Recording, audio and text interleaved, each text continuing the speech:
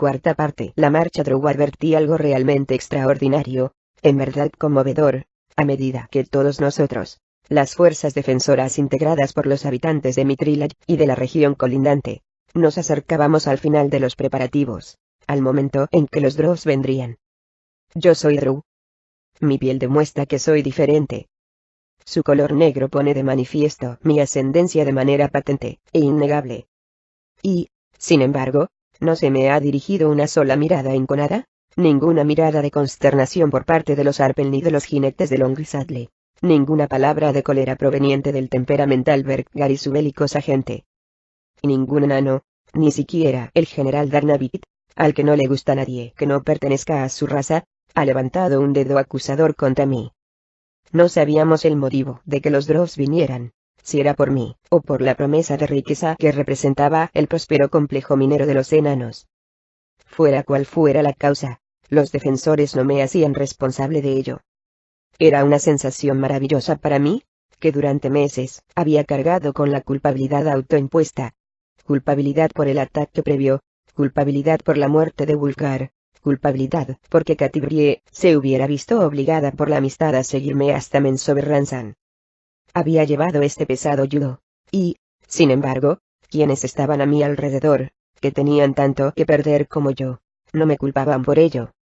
No podéis entender cuán especial es darse cuenta de algo así, para alguien con mi pasado. Era un gesto de sincera amistad, y lo que lo hacía más importante era el hecho de ser espontáneo, sin intención ni propósito. En el pasado, demasiado a menudo, mis amigos habrían tenido este gesto conmigo para demostrarse algo a sí mismos, no a mí, porque los hacía sentirse mejor actuar como si estuvieran por encima de las diferencias obvias, tales como el color de mi piel. Genuibar nunca hizo esto. Tampoco Bruenor. Ni Catibrie o Regis. Wulfgar me despreciaba al principio, abiertamente y sin pretextos, por el simple hecho de que era un Drow. Eran sinceros, y, en consecuencia, siempre fueron mis amigos. Pero en los días previos a la guerra, vi que esa esfera de amistad se ampliaba en una progresión constante. Así llegué a saber que los enanos de Mithril, los hombres y mujeres de piedra alzada, y muchos otros, me aceptaban de verdad. Esa es la verdadera esencia de la amistad. Cuando se ofrece de corazón, y no porque conviene a los propios intereses. Y así, en aquellos días, Drizzt Do'Urden llegó a comprender, de una vez por todas, que no pertenecía a Menzoberranzan. Me desprendí del yugo de la culpabilidad. Sonreí. Drizzt Do'Urden 17 Blindenstone eran sombras entre las sombras, movimientos fugaces que desaparecían antes de que el ojo pudiera captarlos. El silencio era absoluto. Aunque 300 elfos avanzaban en formación flanco derecho, flanco izquierdo, centro no hacían el menor ruido. Habían ido hacia el oeste de Menzoberranzan, buscando los túneles más fáciles y amplios que los conducirían de vuelta hacia el este, y luego hasta la superficie, a Mithril. Blindenstone, la ciudad de los Svirfneblis, a quienes los Drows odiaban más que a nadie, no estaba lejos. Otro beneficio de su ruta indirecta. Uthentalarmgo se detuvo en un pequeño y resguardado nicho. Los túneles eran amplios en este sector.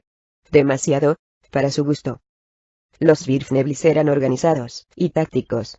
En un combate, contarían con formaciones, puede que incluso con máquinas de guerra, para competir con los Drows, más sigilosos e individualistas. La amplitud de estos túneles no era accidental ni obra de la naturaleza, y Uthentahl lo sabía. Este campo de batalla había sido preparado largo tiempo atrás por sus enemigos. Bien, pues, ¿dónde estaban? Uthentahl había entrado en sus dominios con 300 Drows, un grupo que servía de avanzadilla a un ejército de 8000 elfos oscuros y millares de esclavos humanoides. No obstante, aunque Blindenstone tenía que estar a 20 minutos de marcha desde esta posición y sus exploradores se encontraban aún más cerca, los Svirfneblis no daban señales de vida. El brutal patrón de Barrisson de Larmgo no se sentía contento. A Uthentahl le gustaba que las cosas fueran previsibles, al menos en lo concerniente a los enemigos, y había esperado que sus guerreros y él hubieran entrado en acción contra los enanos a estas alturas. No se debía a la casualidad que este grupo, el suyo, estuviera a la vanguardia del ejército Drow. había sido una concesión de Baenre a Mesbarris, una confirmación de la importancia de la segunda casa. Pero con esa concesión iba pareja la responsabilidad, que la matrona Mesbarris había cargado de inmediato sobre los fuertes hombros de Utegental. La casa Barrisson de Largo necesitaba salir de esta guerra, habiendo conquistado una gran gloria, sobre todo después de la increíble exhibición de la matrona Baenre en la destrucción de la casa Oblodra. Cuando este asunto de Mitrilay hubiera concluido, la reestructuración del orden jerárquico de Mensoberranzan daría comienzo. Las guerras entre casas parecían inevitables, dados los huecos que debían ser cubiertos por los rangos inmediatamente inferiores a Barrisson de Largo. Por eso la matrona Mesbarris había prometido total fidelidad a Baenre a cambio de ser dispensada de tomar parte en la expedición. Se había quedado en Mensoberranzan, consolidando la posición de su casa y trabajando estrechamente con Triel Baenre en la formación de una red de mentiras y aliados a fin de aislar a la casa Baenre de ulteriores acusaciones. La primera madre matrona había accedido a la propuesta de Mesbarris, sabedora de que ella, también, se encontraría en una posición vulnerable, si las cosas no iban bien en Mitrilay. Encontrándose la madre matrona de su casa en Mensoberranzan, la responsabilidad de ganar gloria para Barrisson de Largo recaía en Utegental. Al fiero guerrero lo satisfacía tener ese cometido, pero también estaba nervioso, rebosante de una exaltada energía, anhelando entrar en combate, cualquier combate, en el que pudiera estimular su ansia de lo que estaba por venir y mojar las puntas de su cruel tridente con la sangre de un enemigo. Pero, ¿dónde estaban los feos y pequeños Svirfneblis? El plan de marcha no contemplaba de manera específica un ataque a Blindenstorne. Al menos, no en el viaje de ida. Si se producía un ataque a la ciudad Svirfnebli, tendría lugar al regreso de Mitrilay, después de haber llevado a cabo el objetivo principal. No obstante, a Utegental se le había dado permiso para tantear las defensas Svirfneblis y sostener escaramuzas con los enanos de las profundidades con los que sus guerreros y él toparan en el camino. Utegental lo anhelaba, y ya había decidido que si encontraba y tanteaba las defensas enanas y descubría suficientes huecos en ellas, daría el siguiente paso, con la esperanza de volver junto a la matrona Baenre con la cabeza del rey Svirfnebli hincada en las puntas de su tridente. Toda la gloria para Barrisson de Largo. Una de las exploradoras pasó entre los guardias y se dirigió directamente hacia el feroz guerrero. Sus dedos se movieron en el silencioso código Drow, explicando a su jefe que había llegado muy cerca de Blindenstorne, que incluso había visto la escalera que conducía al nivel donde se encontraban las enormes puertas principales de la ciudad, pero no había visto señal alguna de los Svirfneblis. Tenía que ser una emboscada. El instinto del experimentado maestro de armas le decía que los Svirfneblis estaban al acecho, con todo el grueso de sus fuerzas. Cualquier otro elfo oscuro, una raza conocida por su cautela cuando disputaba con otros, sobre todo porque los Drows sabían que podían ganar siempre esos enfrentamientos si atacaban en el momento oportuno, se habría replegado. A decir verdad, la misión de Utegental, una expedición de reconocimiento, había sido cumplida y el maestro de armas podía regresar ante la matrona Baenre con un informe completo que le complacería oír. Pero el feroz Utegental no era un Drow cualquiera. Esta información no suponía un alivio para él. Todo lo contrario. De hecho, estaba que reventaba de rabia. «Llévame allí», ordenaron sus dedos, para sorpresa de la exploradora. «Eres demasiado valioso para correr ese riesgo», contestaron las manos de la Drow. «Iremos todos», bramó Utegental a voz en grito, sobresaltando a los numerosos elfos oscuros que estaban a su alrededor. Pero Utegental no se aplacó. «Haz correr la voz por las columnas de que me sigan hasta las mismas puertas de Blindenstorne». No pocos soldados Drows intercambiaron miradas nerviosas. Eran 300, una fuerza formidable, pero los guerreros de Blindenstorne superaban su número con creces, y los Svirfneblis, que disponían de un amplio repertorio de trucos con la piedra y a menudo se aliaban con poderosos monstruos del plano mineral, eran enemigos de cuidado. Aún así, ninguno de los elfos oscuros osaría llevar la contraria a Utegental Largo, en especial teniendo en cuenta que solo él sabía lo que la matrona Baenre esperaba de este grupo de cabeza. Así pues, la tropa al completo llegó a la escalera y trepó hasta las mismas puertas de Blindenstorne. Unas puertas que un técnico Drow calificó como una trampa sumamente artera, ya que todo el techo se desplomaría sobre sus cabezas si intentaban abrirlas. Utegental mandó llamar a la sacerdotisa que había sido asignada a su grupo. ¿Podrías hacer que uno de nosotros salvara la barrera?, preguntaron sus dedos, a lo que la Drow asintió. Utegental sorprendió una vez más a sus subordinados cuando manifestó que, personalmente, entraría en la ciudad Svirfnebli. Esto era un hecho insólito. Ningún cabecilla Drow se ponía en primera línea. Para eso estaban los soldados rasos. Pero, ¿quién iba a llevar la contraria a Utegental? A decir verdad, a la sacerdotisa Drow no le importaba lo más mínimo si este arrogante varón acababa despedazado. Inició el conjuro de inmediato, un hechizo que haría al maestro de armas tan insustancial como un fantasma, convirtiendo su cuerpo en algo tan sutil que podría deslizarse a través de la más fina grieta. Cuando el encantamiento estuvo ejecutado, el valeroso Utegental se marchó, sin vacilar, sin molestarse en dejar instrucciones en caso de que no regresara. Orgulloso, y con una confianza en sí mismo suprema, el maestro de armas ni siquiera se planteó tal posibilidad. Al cabo de unos cuantos minutos, después de pasar por los cuartos de guardia desiertos, entrecruzados por trincheras y fortificaciones ingeniosamente construidas, Utegental se convirtió en el único otro Drow, aparte de Drizzt Do'Urden, que contemplaba las redondas viviendas naturales de los Svirfneblis y las sinuosas calles que constituían su ciudad. A diferencia de Menzoberranzan, Blyndestone había sido construida en consonancia con lo que los enanos habían encontrado en las cavernas naturales, en lugar de esculpir y moldear la piedra en formas que un elfo oscuro consideraba más agradables. A Utegental, que exigía control en todo cuanto le rodeaba, le pareció un sitio repulsivo.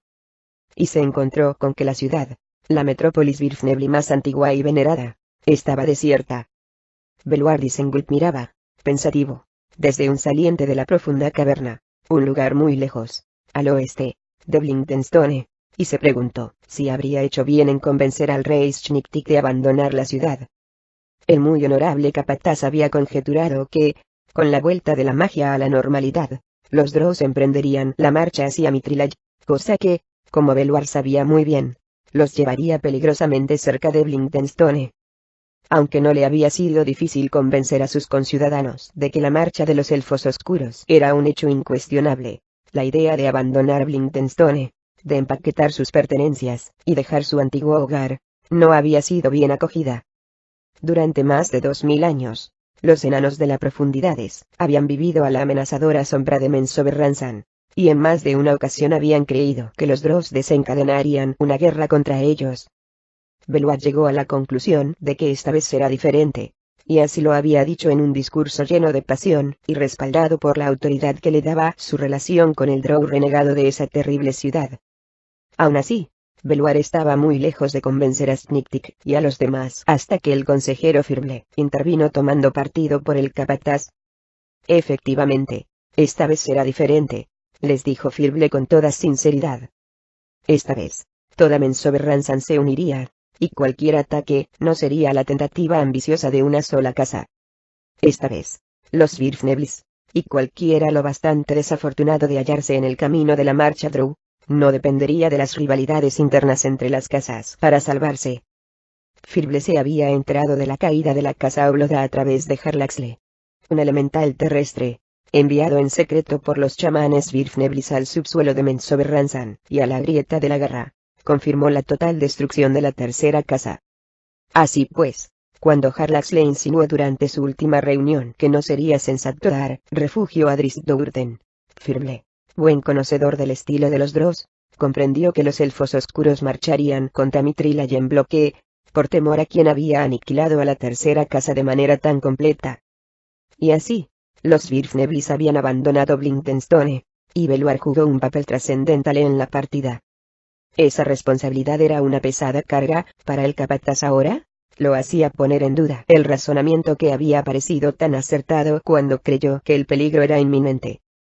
Aquí, en el oeste, los túneles estaban silenciosos, pero no de un modo atemorizador, como si los elfos oscuros estuvieran deslizándose de sombra en sombra. La quietud de los túneles venía dada por la paz. La guerra que Beluard había previsto parecía estar a 1000 kilómetros y 1000 años de distancia. Los otros enanos sentían lo mismo, y Belluar había oído a más de uno quejarse de que la decisión de abandonar Blindenstorn había sido, cuando menos, absurda. Solo cuando el último Svirfnebli salió de la ciudad, cuando la larga caravana empezó su marcha hacia el oeste, Belluar fue consciente de la gravedad de la partida, de la carga emocional. Al marcharse, los enanos habían admitido que no eran contrincantes para los Drows, que eran incapaces de protegerse a sí mismos y a sus hogares de los elfos oscuros. A muchos Svirfneblis, y quizá a Belluar más que a ninguno, los mortificaba este hecho.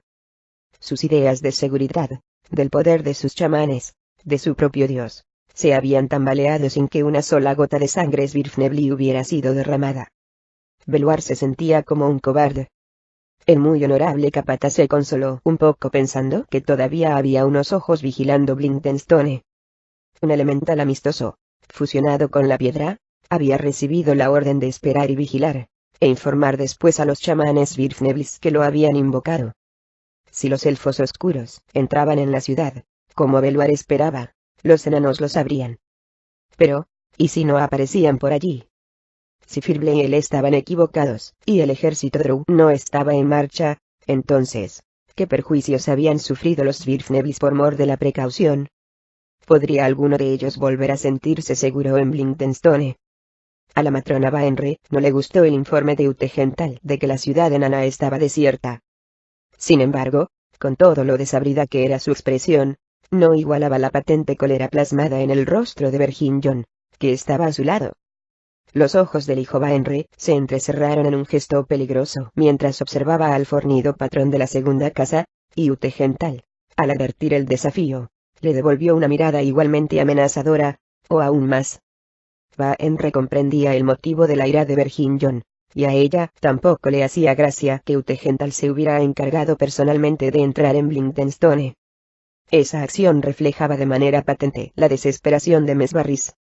Evidentemente, la segunda madre matrona se sentía vulnerable tras el despliegue llevado a cabo por Baenre contra Oblodra, y, en consecuencia, había cargado una gran responsabilidad en los fuertes hombros de su maestro de armas.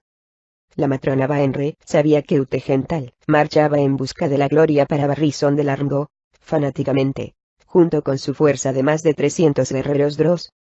Esto era un mal asunto para Verginion, pues él, y no su madre, era quien estaba en abierta competición con el poderoso maestro de armas. La matrona Baenre consideró todas las noticias a la luz de la expresión de su hijo, y, al final, llegó a la conclusión de que la osadía de Utegental era conveniente. La rivalidad haría que Verginion se esforzara al máximo. Y, si fallaba, si era Utegental quien mataba a Drizzt-Do'Urden, pues aquel era evidentemente el objetivo que ambos se habían marcado, incluso si Verginion moría a manos de Utegental, que así fuera. Esta marcha era más importante que la casa Baenre, más importante que las metas personales de cualquiera, salvo, por supuesto, las suyas propias. Costara lo que le costara a su hijo, cuando Mithril hubiese sido conquistada ella, gozaría del mayor favor de la reina araña, y su casa se encontraría por encima de las intrigas de las otras, aunque todas combinarán sus fuerzas contra ella. Puedes retirarte, le dijo a Utegental. Regresa a la vanguardia. El maestro de armas sonrió cruelmente, e hizo una reverencia, sin apartar los ojos de Verginion un solo momento.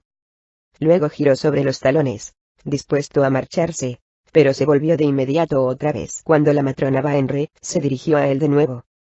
Si por casualidad encuentras el rastro de los Svirfneblis huidos, Baenre hizo una pausa y su mirada fue de Utegental a Verginion. Envía un emisario para informarme de la persecución. Los hombros de Verginion se hundieron, en tanto que la sonrisa de Utegental, que dejaba a la vista aquellos dientes limados y puntiagudos, se ensanchó de tal forma que casi le llegó de oreja a oreja. Hizo otra reverencia, y se marchó corriendo. Los Svirfneblis son enemigos peligrosos, dijo la matrona con indiferencia, dirigiendo el comentario a su hijo. Los matarán, a él y a todo su grupo. No lo creía en realidad, e hizo la afirmación, para tranquilidad de Verginion. No obstante, al mirar a su sagaz hijo, comprendió que tampoco él lo creía. Comillas angulares derechas y, si no es así, continuó Baenre, volviendo la vista hacia Kentel, que estaba al otro lado, impasible, con aire aburrido, y hacia Metil, que siempre parecía estar hastiado, Los enanos de las profundidades no son un trofeo tan importante. Los ojos de la madre matrona se clavaron de nuevo en Vergingjon. Sabemos cuál es el verdadero trofeo de esta marcha, dijo, con una voz que semejaba un feroz gruñido. No se molestó en mencionar que su objetivo final, y el de Vergingjon, no eran el mismo. El efecto de sus palabras en el joven maestro de armas fue instantáneo. Se cuadró, y después se marchó a lomos de su lagarto tan pronto como su madre dio su permiso con un ademán. Waenre se volvió hacia Kentel. «Ocúpate de poner espías entre las filas de Utegental», ordenaron sus dedos. Waenre hizo una pausa, pensando en el fiero maestro de armas, y en lo que haría si descubría a esos espías. «Varones», añadió, y su hija asintió con un cabeceo. Los varones eran prescindibles. A solas, sentada sobre el disco flotante que se deslizaba en medio del ejército, la matrona Waenre puso de nuevo su atención en asuntos más importantes. La rivalidad entre Vergingjon y Utegental no era trascendente, como tampoco la evidente inobservancia de Utegental de un adecuado liderato. Más preocupante era la ausencia de los Svirfneblis. ¿Sería posible que los malditos enanos estuvieran planeando un ataque a Menzoberranzan mientras ella y sus fuerzas emprendían la campaña? Era una idea estúpida que la matrona Waenre desechó enseguida. Más de la mitad de la población de Elfos Oscuros permanecía en la ciudad bajo la vigilante mirada de Mesbarrizarngo, Triel y Gonf. Si los Svirfneblis atacaban, serían arrasados completamente, para mayor gloria de la reina araña. Pero, mientras pensaba en esas defensas de la Urbedru, la idea de una conspiración contra ella se insinuó en la mente de Waenre. Triel es leal y mantiene todo bajo control, le llegó el tranquilizador comentario telepático de Metil, que seguía cerca de la madre matrona, y leía todos sus pensamientos. Waenre se sintió un poco más tranquila. Antes de abandonar Menzoberranzan, había pedido a Metil que sondeara las reacciones de su hija acerca de sus planes, y Elillita había vuelto con un informe totalmente positivo. A Triel no la complacía la decisión de marchar sobre Mithril. Temía que su madre estuviera sobrepasando sus límites, pero estaba convencida, como probablemente lo estaban todos los demás, de que, a juzgar por la destrucción de la casa Oblodra, Jot había autorizado esta guerra. Por consiguiente, Triel no planeaba hacerse con el control de la casa Waenre en ausencia de su madre ni llevar a cabo ningún otro tipo de acción contra ella en estos momentos. Waenre se tranquilizó. Todo iba según lo planeado. La huida de los cobardes enanos no tenía importancia. En realidad, las cosas iban aún mejor de lo planeado, decidió la matrona, ya que la rivalidad entre Utegental y Vergingjon prometía una gran diversión. Las posibilidades eran fascinantes. Quizá, si Utegental mataba a Drizzt, y en el proceso también mataba a Vergingjon, la matrona Waenre obligaría al salvaje maestro de armas a entrar al servicio de su casa. Mesbarriz no se atrevería a protestar. No después de que Mithril hubiera sido conquistada.